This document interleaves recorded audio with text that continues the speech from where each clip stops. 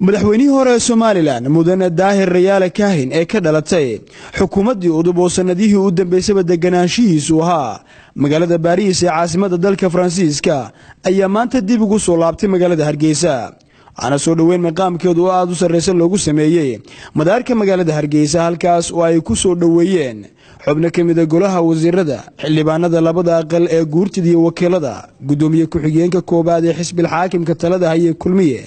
Maxamed Kaahin Axmed iyo gudoomiye ku-xigeenka koobaad ee baarlamaanka Soomaaliland Axmed Yaasiin Sheekh Cali Ayaanle mudane Daahir Riyaale Kaahin madaxweynihii hore Soomaaliland oo ugu horeyn halkaas ka hadlay ayaa ka warbixiyay ujeedka socdaalkiisana maanta waxaan u yimid inaan ka qayb galo haddii Ilaahay yiraahdo xafladda labada madaxweynaha aniga bedelay iyo madaxweynihii ka dambeeyay ee xilka guula kala wareegayaan taasoo lagu marti qaaday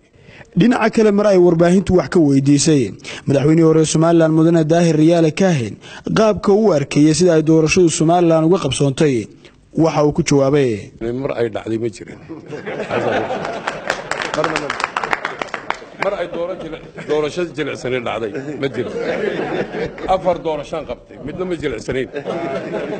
doorashana ninkii bilaabay anuu ahaa imaatikaygu wuxuu ka mid yahay dimuqraadiyadda Maxamed Kaahin iyo halgankii bay sheeganayaan anna dimuqraadiyadda sheeganaya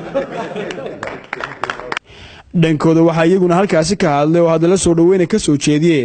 wasiirka wasaaradda madaxtooyada Soomaaliland ee xukuumadda xilka ka sii degaysa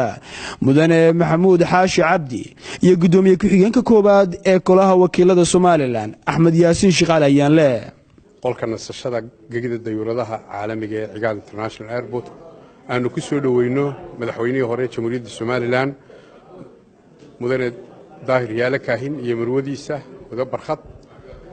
madaxweyne Daahir Riyaale waxaanu ku soo marti qaadnay xafladda caleema saarka iyo xil wareejinta madaxweynaha Jamhuuriyadda Soomaaliland iyo madaxweynaha la doortay iyo ku-xigeenkiisa inuu nagala soo qayb galo waayo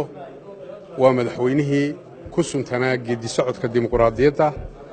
iyo doorashooyinka xorta ah waxa dhamaanteen sharaf weyn inoo taariikh inoo Soomaaliland oo dhan in muddo 7 sano gudahooda ay 3 madaxweyne xilka la kala wareegaan waxaynu Afrika dheerayn waxaynu ku faanaynay waxa dunidu inoogu bixisay mucjisadii bariga Afrika ka soo baxaysay socdaalka madaxweynihii hore ee Soomaaliland mudane Daahir Riyaale Kaahin ayaa ku soo beegmaya xilli maalmo kooban ay ka harsan tahay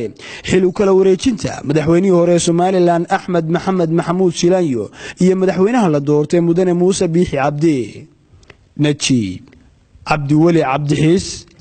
تلفزيون كعالمي يونيفرسال مقالة هرقيسة.